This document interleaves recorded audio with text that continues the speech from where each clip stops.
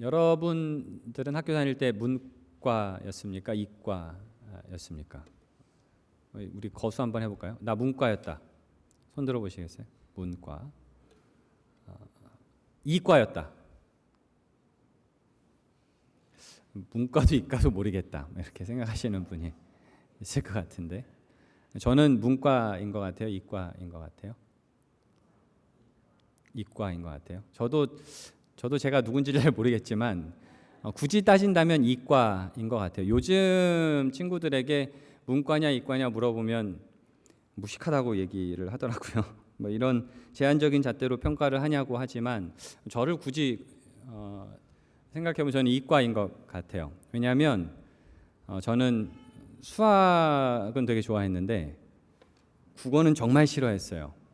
그래서 이과겠다 라고 저를 단정 짓다가도, 근데 생각해보면 저는 국어는 싫어했는데 역사 지리는 또 되게 좋아했거든요. 그러면 나는 뭐지? 라고 하다가도 국어만 생각하면 나는 이과야 라고 국어를 너무 싫어했어요. 국어를 너무 싫어했던 이유 중에서 하나가 국어만 생각하면 저는 굉장히 억울한 마음이 들었기 때문에 그렇습니다.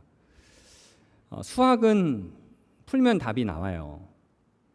근데 국어는 저는 나름대로 막 풀었는데, 답을 썼는데 선생님 마음대로 채점하는 것 같은 거죠.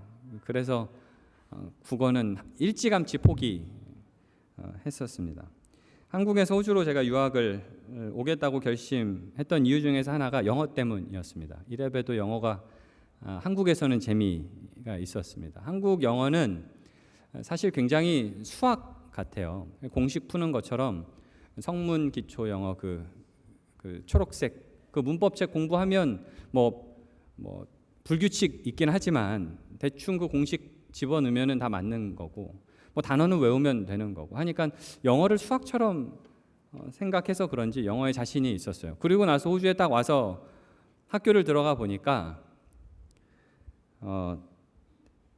영어 공부가 제가 생각했던 영어 공부가 아니라 죄다 글쓰기였던 거죠. 그러니까 한국에서 국어가 호주에선 영어가 되어버린 거예요. 친구들하고는 이제 인사를 한 상태고 다시 한국으로는 돌아갈 수 없어서 고등학교를 버텼습니다. 대학 들어갈 때 그래서 제가 나온 과가 제가 가고 싶어서 선택한 과라기보다는 어떻게 하면은 글쓰기를 안 할 수 있을까? 글쓰기를 안 할 수 있는 과 중에서 선택한 과가 이제 제가 갔던 과인데, 그래서 대학을 그 과를 선택해서 들어갔지만 대학 졸업할 때까지 내내 했던 것이 논문 쓰는 것이었습니다. 이런 고등학교 대학 생활을 지나면서 시드니 생활을 하면서 제가 다짐했던 것이 제 마음속에, 나는 2번 다시 영어 외에 다른 언어를 배우지 않겠다. 이를 악물면서 다짐을 했어요. 그리고 나서 하나님께서 이렇게 부르심이 있어서 신대원 신학대학원을 들어갔는데, 거기 들어가서 제일 먼저 해야 되는 과목이 히브리어, 헬라어였습니다. 히브리어 3과목, 헬라어 4과목, 고어를 이제 7과목을 하면서 내 인생은 여기까지구나 이제 그런 생각들 하고 있었습니다. 우리는 문제를 만날 때마다, 우리 인생의 문제를 만날 때마다 수학처럼 정답을 찾고 싶어 합니다.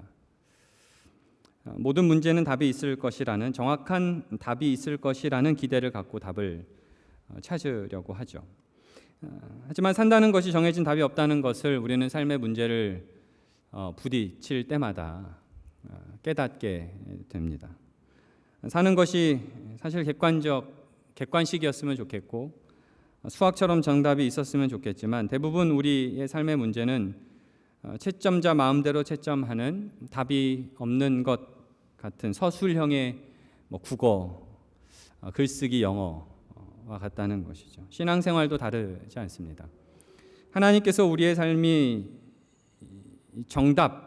우리의 삶의 정답이라고 성경을 주셨지만, 이 성경에는 저 사람이 나와 결혼을 할 수 있는 사람인지에 대한 이야기를 하지 않습니다. 이 사람과 함께 동업을 해야 하는 것인지, 이 시기에 내가 가게 계약을 연장을 해야 하는 것인지, 이 회사에 입사를 해야 되는지 아니면 공부를 더 해야 되는지에 대한 얘기가 성경에 수학 문제처럼 정답이 나와 있지 않다는 거죠. 우리뿐이었겠어요. 오늘 본문 우리가 읽은 아브라함과 사라의 인생 마찬가지로 이 사람들이 풀어야 될 인생의 과제, 숙제들이 있었습니다. 그리고 그 과제에 대한 결정적인 힌트도 우리 지난 시간에 하나님께서 아브라함에게 나타나셔서 주셨죠. 하나님이 아브라함에게 별과 같이 자녀를 주겠다고 말씀하셨죠. 짐승을 쪼개어서 그 사이로 하나님이 직접 지나가시면서까지 계약서를 작성하시면서 내가 이 약속을 지키지 않을 시에는 내가 이 짐승과 같이 되겠다라고까지 아주 과격하게 하나님께서 약속하시면서 너의 인생의 답의 힌트는 이것이다라고 말씀을 해 주었습니다. 근데 문제는 이 과제가 아브라함과 사레가 가지고 있는 이 인생의 과제가 수학처럼 풀리지 않는다는 거예요. 루트 2 이렇게 되면 너무 좋겠는데 그렇지 않다는 거죠. 정답을 쓰고 다음 과제로 넘어가면 너무 좋겠지만 과제가 서술형인 거예요. 지금 이 과제를 풀어야 다음 과제를 해결하고 이 과제를 풀어야 내가 다음 인생을 계획할 수 있는데 지금 이 자식이라는 과제 앞에서 꽉 막혀서 아무것도 계획할 수 없고 아무것도 내다볼 수 없게 되었다는 것입니다. 아무리 써도 하나님이 채점하실 만한 답이 써지지 않는 거예요. 가나안에서 10년의 세월 동안 답안지를 써내려 갔는데도 불구하고 사라의 인생의 답에는 답이 적혀지지 않습니다. 그래서 사라는 그 답안지에 자기와 아브라함의 관계에서만 계속해서 답을 쓰려고 했던 그 답안지에 하갈이라는 자신의 여종을 끌어들이기로 합니다. 2절에 보면 사라는 아브라함에게 이렇게 이야기해요. 사레가 아브라함에게 이르되 여호와께서 내 출산을 허락하지 않으셨으니 원하건대 내 여종에게 들어가라. 내가 혹 그로 말미암아 자녀를 얻을까 하노라 하매 아브라함이 사레의 말을 들었대요. 사레의 입장에서 10년 정도면 하나님이 나에게 자식을 허락하신 것은 아니겠다라고 결론 짓기에 충분한 시간이었다라는 거예요. 10년입니다. 10년. 우리가 시간이 상대적이죠. 그래서 10년이라는 세월이 길다면 길고 짧다면 짧다라고 이야기할 수도 있겠지만 우리가 어느 한 분야, 하나의 것을 성취하기 위해서 그것에 몰입한 세월이 10년이라고 한다면 그 10년이라는 세월은 사실 짧은 세월은 아니라는 것이죠. 밤하늘의 별을 세어보라고 하시면서 반드시 내가 너에게 자녀를 주겠다고 말씀하신 그 하나님을 만나고 집에 돌아온 아브라함은 그 이야기를 혼자서 간직하고 있었을까요? 여보 일어나봐. 밤에 하나님이 나에게 나타나셔서 무슨 얘기를 하셨는 줄 알아? 사라에게 얘기하지 않았겠냐는 거예요. 짐승을 쪼개서 그 사이로 지나가면서 계약서를 작성하신 그 하나님을 만나고 돌아온 아브라함은 당연히 사라와 함께 하나님은 우리에게 아이를 주실 거야 라고 기쁨에 찬 그 기대하는 마음으로 이야기를 나누지 않았겠냐는 거예요. 얼마나 이 둘이서 그 하나님의 약속을 붙잡으면서 부푼 기대를 가지고 자녀를 가지려고 애를 썼겠어요. 이 기다림이 둘만의 기다림이었을까요? 아브라함에게 지지난 시간에 아브라함에게 군사만 318명이 있었습니다. 군사만. 종들, 목동들 다 포함해서 수백 명의 아브라함의 공동체가 있었어요. 이 공동체도 아브라함이 하나님께서 자녀를 주시겠다고 약속하신 그 약속을 당연히 같이 나눴었겠죠. 매달 임신 소식을 기다리면서 서로 이번 달에는 임신했을까? 이번에는 아이가 생겼을까? 서로 물어봤을 거예요. 임신이 되었다고 하면 우리가 축하해 줘야지 않겠냐고 하면서 깜짝 축하 파티를 준비하기도 했을 것입니다. 아이가 태어나면 입을 옷, 신을 신발, 사라만 준비했겠어요? 사라의 여종들이 함께 밤에 불을 켜가면서 몰래 몰래 예쁜 옷들 만들지 않았겠냐는 거죠. 그런 세월이 10년이에요. 그런 세월이. 그런 세월이 10년이면 이제는 서로 눈치 보는 것도 부담스러워서 눈도 마주치고 싶지 않은 세월입니다. 태어나야 할 아이 때문에 10년이 지나면서 집안 분위기가 어땠을까요? 그 집안의 분위기에서 받는 사라의 압박감, 그 스트레스, 남편뿐만이 아니라 같이 사는 수백 명의 사람들에게 할 말이 없는 그 답답함, 우리가 어떻게 이해할 수 있겠습니까? 아마도 사라는 그 10년 동안 계속해서 뭐가 문제였을까 고민했을 거예요. 자기의 인생의 질문에 답을 하려고 계속해서 애를 썼을 거예요. 남편을 붙잡아 놓고 하나님이 정확하게 그날 무슨 얘기를 어떻게 하셨는지 토시 하나 틀리지 말고 워딩을 계속해서 질문하고 또 질문하고 질문하지 않았겠어요? 15장 4절에 하나님이 아브라함 내 몸에서 날 자가 내 상속자가 되리라 라고 이야기하는 그 한마디를 사라는 계속해서 곱씹고 또 곱씹었을 거예요. 그러던 중에 사라는 한 가지 다르게 하나님의 말씀을 생각해 보았던 것 같아요. 하나님이 아브라함의 몸에서 상속자가 나오게 하겠다고 하셨지 내 몸에서 상속자가 나오겠다고 하진 않으셨으니 내가 다른 방법을 생각해서 자녀를 얻을 수 있지 않겠나? 라는 생각을 했던 모양입니다. 사실 그 당시에 문화적으로도 한 가정의 아내가 자녀를 낳을 수 없게 되면 죄송하지만 이혼 사유였습니다. 그래서 아내들 중에서 자녀를 낳지 못하는 아내들은 자기의 몸종이나 아니면 다른 여인을 빌어서 아이를 낳게 하고 그 아이를 입양함으로써 합법적으로 자녀를 갖고 싶어 했고 또 그렇게 가능했던 것이 그 당시의 문화였습니다. 사실 그 당시의 문화뿐만 아니라 지금 미국에서도 여기서는 모르겠어요. 대리모 제도도 있죠.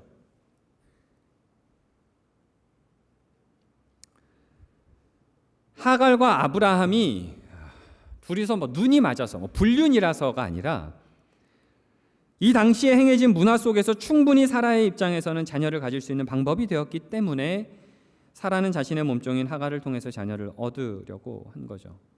이 본문을 연구하는 여러 학자들 중에서 어떤 학자들은 이 사라가 하갈을 통해서 자녀를 얻으려고 하는 이 부분에 대해서 아브라함과 사라의 굉장한 믿음을 강조하는 것이다라고 해석을 하기도 합니다. 어떻게든 하나님이 자식을 주시겠다고 이야기를 하셨으니까 그 자식을 얻기 위해서 자기의 몸종을 통해서라도 얻고 했던 것, 이것은 하나님의 말씀을 이루려고 하는 사라의 애씀, 노력 아니겠는가라고 이야기합니다. 어느 아내가 남편이 다른 여인과 동침하는 것을 원하겠으며 좋아하겠냐는 거예요. 그러니 이것은 사라의 행동은 하나님의 말씀을 이루기 위한 믿음의 반응, 행동이었다라고 해석을 하는 사람도 있어요. 과연 그럴까라고 했을 때 사라의 행동이 과연 믿음일까라고 했을 때 이 질문에 선뜻 그렇다라고 긍정하기가 쉽지 않다라는 게 오늘 본문을 우리가 잘 살펴보면 좀 드러나는 것이 있습니다. 사실 오늘 사라의 이야기를 사라가 아브라함에게 자기의 몸종인 하갈을 주었다라는 이 이야기가 우리가 어디서 많이 봐왔던 장면이에요. 얼마 전에 아브라함이 애굽에 내려갔을 때 애굽의 왕 바로에게 자기 아내인 사레를 건네주었던 그 장면이 마치 반복되는 것처럼 역할만 바뀌었을 뿐 사라가 아브라함에게 하갈을 건네주는 장면인 거죠. 아브라함이 애굽에 내려가서 자기 아내인 사라를 바로에게 건네주었기 때문에 아브라함은 어떤 존재가 되죠? 복이 아니라 저주가 되는 존재가 되어버립니다. 하나님의 말씀에 순종해서 내려갔던 모습이 아니었어요. 그걸로 미루어 봐서 사라가 아브라함에게 하갈을 건네주는 그 장면 또한 믿음일까라고 했을 때 긍정하기가 어렵다는 거죠. 이뿐만이 아니라 사라가 하갈이 아이를 갖게 되었을 때 보인 그 반응을 보면 더더욱 이것은 사라의 믿음의 행위였다고 말하기가 쉽지 않습니다. 하갈이 아이를 갖게 되었을 때 성경은 뭐라고 이야기하냐면 4절에 이렇게 얘기하는데요. 4절을 보면 이렇게 얘기합니다. 아브라함이 하갈과 동침을 해요. 하갈이 임신하죠. 하갈이 자기의 임신함을 알게 되자 어떻게 하죠? 그의 여주인을 어떻게 합니까? 멸시합니다. 이 멸시했다라는 단어는 treat her lightly, 그러니까 가볍게 여겼다. 그 위치에 있는 사람을 그 위치에 갖다 놓지 않았다. 이런 의미입니다.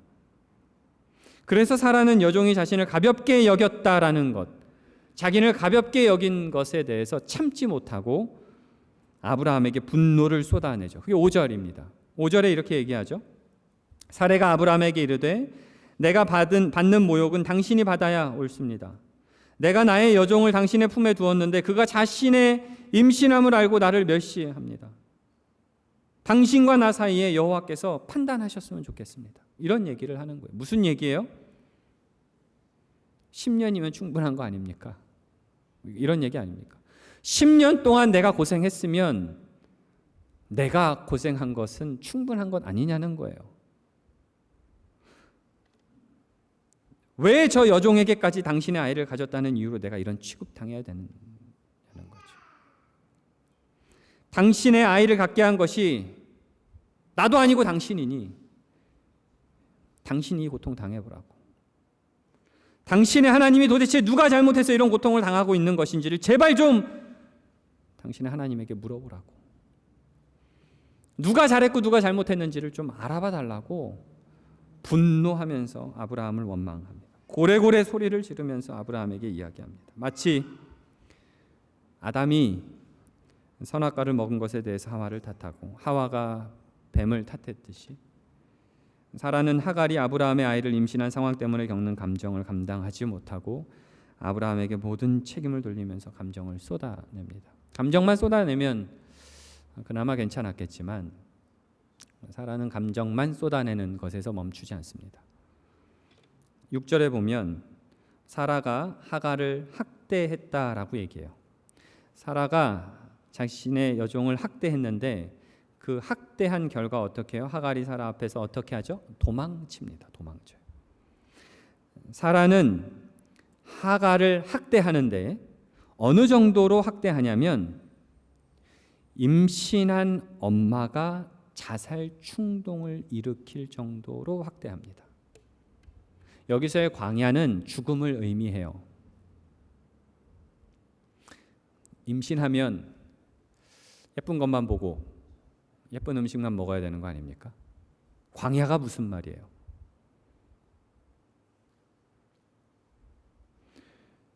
아이를 임신한 엄마라면 아이 때문에서라도 참고 견딥니다.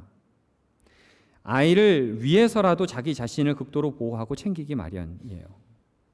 그런데 하갈은 사라와 계속 있다가는 나도 죽고 아이도 죽을 것 같아서 차라리 여기서 죽느니 광야에서 죽겠다 결정하고 광야로 도망갑니다. 죽으려고 가요.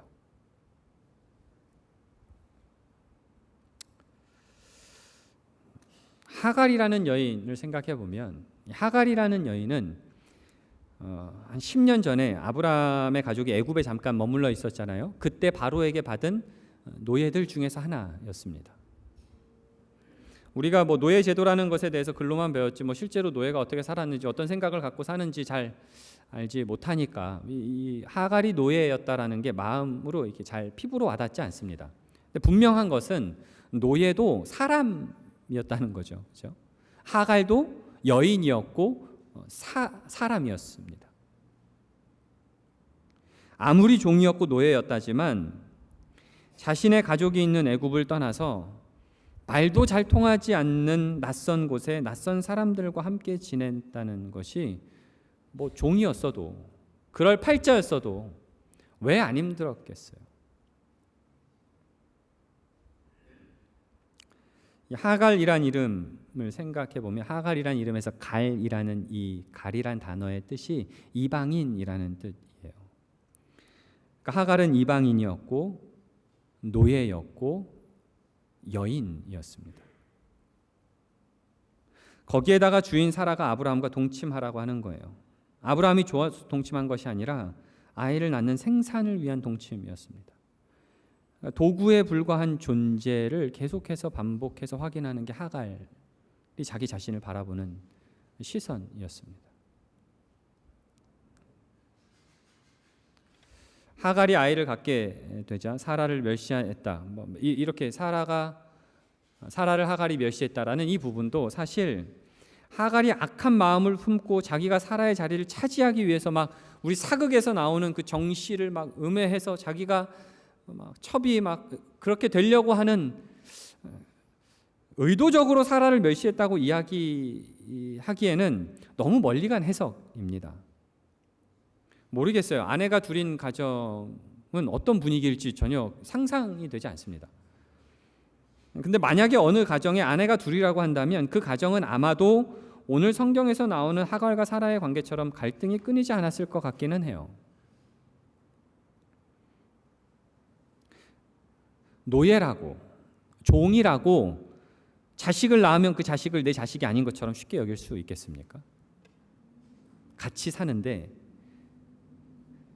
노예라고 그 자식을 내 자식 아닌 것처럼 여길 수 있느냐는 거예요. 미국에서는 아이를 갖지 못하는 부부가 대리모 통해서 아이를 갖게 될 때에 대리모가 아이를 낳고 마음이 변해서 법적 분쟁을 일으키는 경우를 어렵지 않게 찾아봅니다. 지금도 마찬가지입니다. 하갈이 사라를 멸시했다는 이야기가 하갈이 막 악한 의도로 사라를 멸시했다라기보다는 아무리 노예라고 하지만 아이를 갖게 되면, 엄마가 되면 자기 아이도 자기도 지키기 위해서 발생하는 자연스러운 갈등의 모습으로 보는 것이 더 맞는 것 같아요. 하지만 결국 하갈은 사라의 학대로 죽음을 상징하는 광야로, 죽음으로 내몰리게 되는 거예요. 오늘 본문에 등장하는 등장인물이 셋인데 사라와 하갈과 아브라함이 등장하죠.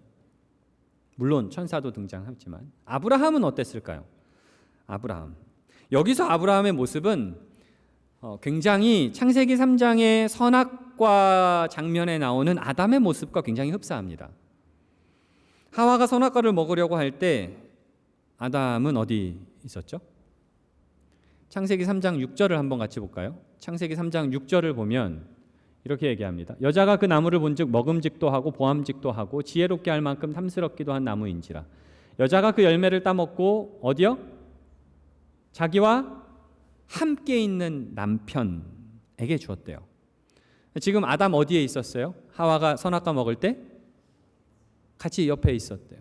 굉장히 소극적이고 무관심하고 무책임한 모습이 아담의 모습이었는데 그 모습이 마치 아브라함의 모습과 같은 거예요.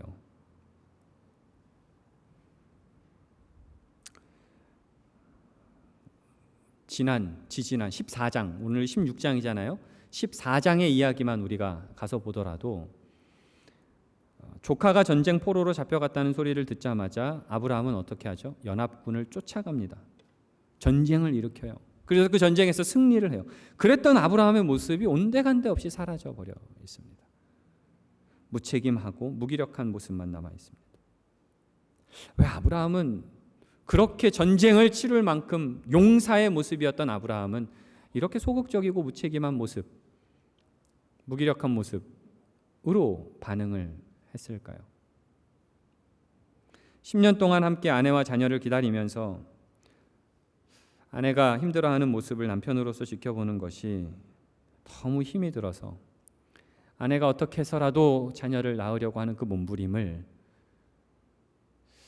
뭐라고 할 수 없는 그런 마음이었을까요? 힘들어했던 10년의 세월을 견뎌냈던 그 아내, 그리고 그 아내의 모습에서 자기가 애굽에서 했던 그 과거의 모습이 생각이 났기 때문에 아무 말도 하지 못하고 아내가 하자는 대로 그렇게 할 수밖에 없었던 것일까요?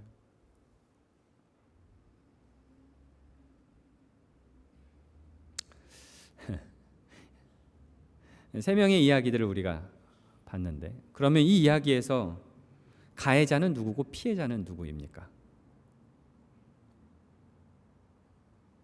누가 잘했고 누가 잘못이죠.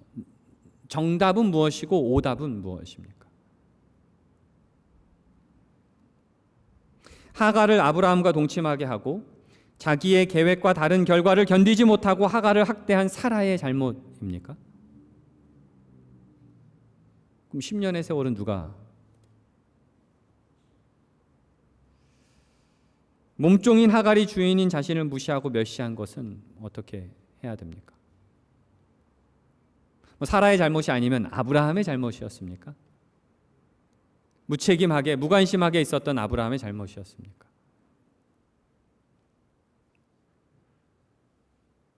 답이 없는 기다림의 삶에서 방법이라고 가지고 온 사라의 요구에 남편으로서 아내의 말을 지켜본 것, 그것이 정말로 그렇게 잘못한 것입니까? 아니면 노예 주제의 주인을 무시하고 멸시한 하갈의 잘못입니까?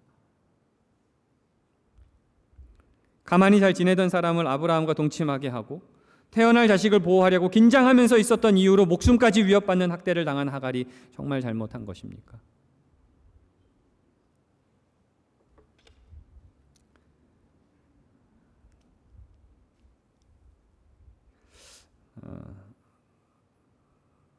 하나님은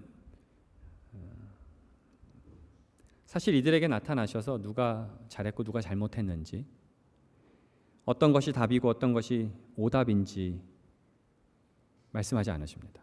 대신에 하갈에게 나타나세요. 하갈에게 나타나셔서 하갈에게 하시는 말씀을 통해서 이들의 인생이 왜 이렇게까지 엉켜버린 것인지에 대한 이유를 말씀하십니다. 사실 하나님이 나타나신다면 누구에게 나타나셔야 될 것 같아요? 믿음의 조상인 아브라함에게 나타나셔야 될 것 같고, 그래도 히브리서 11장에 등장하는 사라의 믿음을 보았을 때는 사라에게 나타나는 것이 더 맞는 것 아닌가라는 생각을 할 법하지만, 오늘 본문에 보면은 하나님은 아브라함도 아니고 사라도 아니고 하갈, 이방인이었고 노예였고 여인이었던 하갈에게 나타나십니다.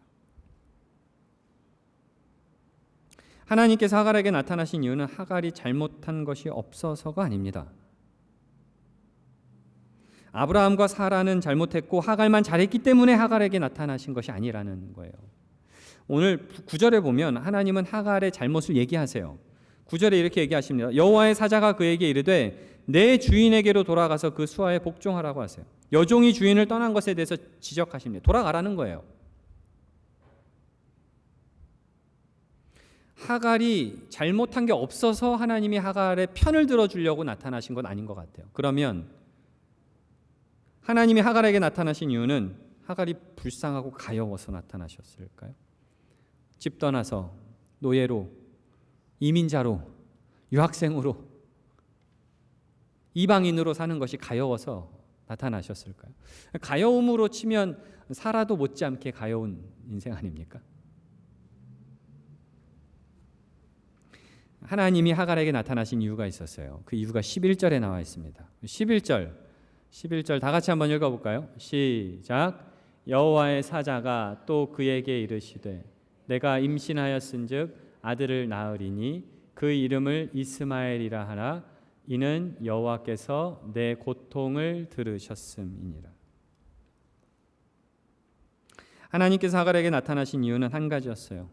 하갈이 하나님에게 부르짖었기 때문이었어요. 여기서 고통이라는 단어는 cry out라는 의미를 가지고 있습니다. 부르짖다, 고통 속에서 부르짖다라는 의미가 함축되어 있는 단어예요. 하나님이 아브라함에게도 나타날 수 있었고 사라에게도 나타날 수 있었지만 의도적으로 하나님께서 하갈에게, 그것도 애굽에서 온 이방 여종에게 나타나셨던 이유는 바로 삶의 답이 없는 답답한 속에서 하갈만이 하나님께 부르짖었기 때문이었습니다. 하나님에게 부르짖은 하갈에게, 그래서 하나님은 아브라함에게 하신 것과 같은 동일한 약속을 하갈에게 하시는 거죠. 10절에 이렇게 얘기합니다. 여호와의 사자가 또 그에게 이르되 내가 내 씨를 크게 번성하여 그 수가 많아 셀 수 없게 할 것이다. 사실 하나님께서 하갈에게 사라에게로 돌아가라고 하셨던 이유도 단순히 하갈의 잘못을 지적하면서 기계적으로 너가 노예이기 때문에 노예인 것을 기억해야 되라는 이야기가 아니었어요. 하나님께서 하갈에게 너가 돌아가야 된다고 말씀하신 이유는 돌아가야 하갈도 살고 아이도 살 수 있는 길이 그곳에 있었기 때문이었습니다. 하갈은 광야에서 죽음에서 하나님을 만나요. 그리고 하나님께서 자기의 부르짖음을 들으셨다는 것을 확인합니다. 확인한 하갈은 사라에게 아브라함에게로 돌아갑니다. 그리고 그곳에서 하갈은 이스마엘을 낳죠. 재미있는 것은 이스마엘을 낳을 때에 이스마엘의 이름을 하갈이 지어준 것이 아니라 아브라함이 지어줍니다. 아브라함의 보호 속에서 안전하게 이스마엘을 낳았다라는 거죠. 10년이라는 세월, 그 세월을 지나면서 어떻게든 답이 없는 자신의 인생에 답을 달아보려고 애썼던 사라의 마음을 하나님이 이해 못하신 것 아니었던 것 같아요. 그렇게 애를 쓰면서 힘들어하는 아내를 10년이 넘는 세월을 함께 바라보면서 그리고 아내의 모습 속에서 자신의 지난 과오를 기억할 수밖에 없었던 아브라함의 소극적이고 무책임한 모습도 하나님이 책망하거나 저주하지 않으십니다. 하지만 이렇게 답이 없이 복잡하게 꼬여있는 삶 속에서 하나님은 하갈에게 나타나심으로 우리에게 반드시 기억해야 하는 것을 말씀하시는데 바로 하나님께 물어야 되는 것, 하나님께 물어야 된다고 말씀하시는 거예요. 하나님은 하갈의 아들의 이름을 이스마엘이라고 지으셨어요. 하나님이 고통을 들으셨대요. 너가 나에게 하는 질문을 들었다라는 의미로 이스마엘이라고 이름을 했다는 거예요. 제가 돌이켜서 생각해 보면 제가 국어를 포기했던 이유는 생각해 보니까 제가 그냥 억울해하기만 했었기 때문이었습니다. 틀린 답안지를 가지고 선생님을 찾아가서 물어봤으면 그 억울함이 해소되지 않았겠어요?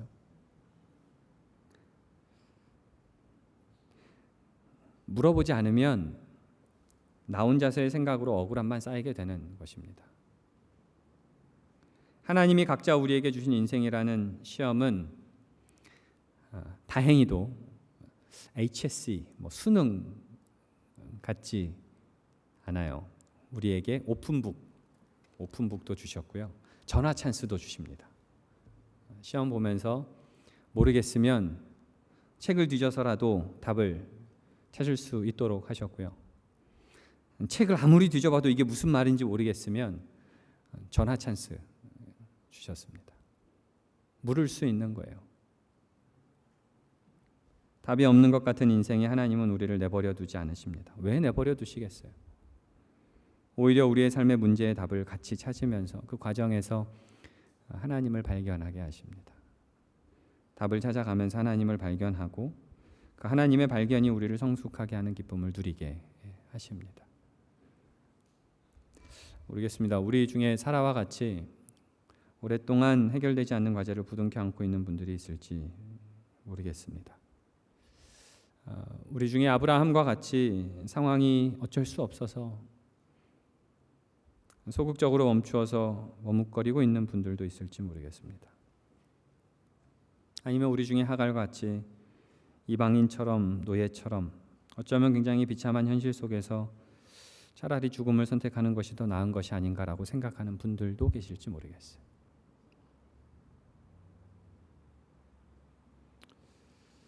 그 상황 속에 계시다면